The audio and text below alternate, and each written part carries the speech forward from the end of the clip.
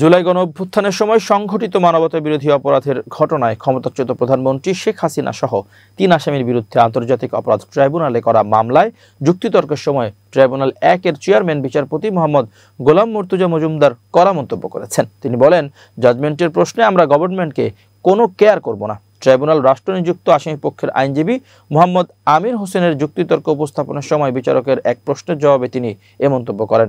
মামলার অপর ২ আসামি হলেন সাবেক স্বরাষ্ট্রমন্ত্রী আসাদুজ্জামান খান কামাল ও পুলিশের সাবেক মহাপরিদর্শক চৌধুরী আব্দুল্লাহ আল মামুন। মামুন ইতোমধ্যে নিজের দোষ স্বীকার করে অ্যাপ্রুভার হিসেবে জবানবন্দি দিয়েছেন। শেখ হাসিনা ও আসাদুজ্জামান খান কামাল পলাতক থাকায় তাদের পক্ষে রাষ্ট্রনিযুক্ত আইনজীবী আমির হোসেন যুক্তিতর্ক উপস্থাপন করেছেন।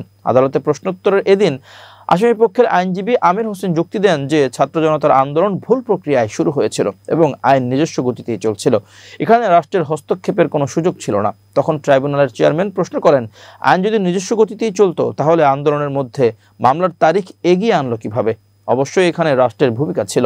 জবাবে আমির হোসেন প্রশ্ন করেন, তাহলে এই মামলার বিচার কি রাষ্ট্র যা চাইবে তাই হবে?